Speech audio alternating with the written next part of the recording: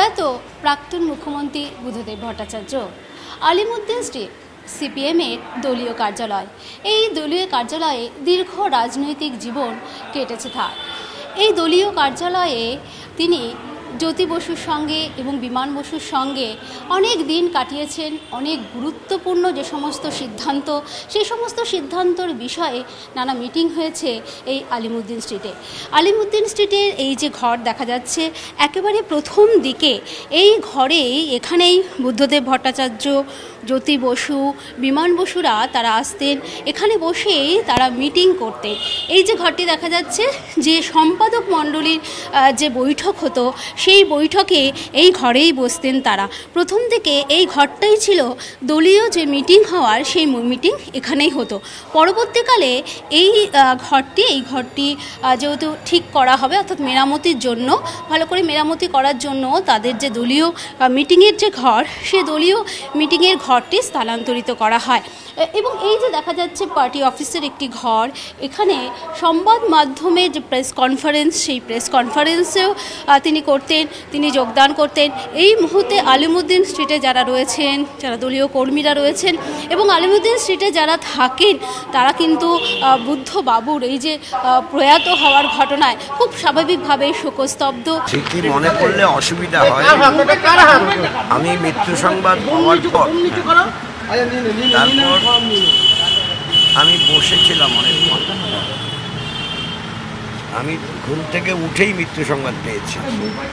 আমি আজকে ঘুম থেকে উঠে কাগজ পড়ে আবার ঘুমিয়ে পড়েছিলাম, দেরি করে উঠেছি এবং তারপর আমি উঠতে পারছিলাম না, অনেকক্ষণ বসেছিলাম। পুরনো কথা মনে পড়লে যা হয় সেটাই হয়েছে, আর আমি তো বয়স হয়ে। পাশাপাশি বলি যে এখানে বুদ্ধদেব বাবুর যে পরবর্তীকালে তাদের যে মিটিংয়ের ঘরটি তৈরি করা হয়েছিল, অর্থাৎ সম্পাদক মণ্ডলীর যে বৈঠক হতো, সেই বৈঠক কিন্তু এই ঘরেই হতো। এই ঘরেই দীর্ঘদিন তারা মিটিং করেছেন। বুদ্ধবাবুর উপস্থিতি, সেখানে যে রাজনৈতিক দলের কর্মীরা, যারা দলীয় সদস্য, যারা সম্পাদক মণ্ডলীর সদস্য ছিলেন, তারা কিন্তু এখানে যোগদান করতেন। বহু গুরুত্বপূর্ণ সিদ্ধান্ত, রাজ্যের বিভিন্ন বিষয়ে যে দলীয় মিটিং হতো, তাতে তিনি অংশগ্রহণ করতেন। এই ঘরেই কিন্তু সেই মিটিং হতো। আজ আলিমুদ্দিন স্ট্রিট এই খবর পাওয়ার পরেই একেবারে শোকস্তব্ধ হয়ে রয়েছে।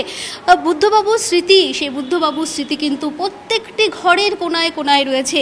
এখানে যারা কর্মীরা রয়েছেন, তারা কিন্তু বলছেন এই আলিমুদ্দিন স্ট্রিটের প্রতিটি ঘরে কোনায় কোনায় বুদ্ধবাবুর স্মৃতি জড়িত রয়েছে। আজ আলিমুদ্দিন স্ট্রিট একেবারে শোকস্তব্ধ এবং তারা কিন্তু বলছেন যে তারা মেনে নিতে পারছেন না যে বুদ্ধবাবু আর নেই। এই যে সিঁড়ি দেখা যাচ্ছে, এখানেও কিন্তু দীর্ঘদিন তিনি এই সিঁড়ি দিয়ে ওপরে উঠে এসেছেন। তারপর বেশ কয়েক বছর তিনি শারীরিক অসুস্থতার কারণে যোগদান করতে পারেননি দলীয় যে মিটিং, সেই সমস্ত মিটিংয়ে। তবুও আজ তার এই স্মৃতি যেন একেবারে আনাচে কোনাচে আলিমুদ্দিন স্ট্রিটের প্রতিটি কোনায় কোনায় ঘুরে বেড়াচ্ছে।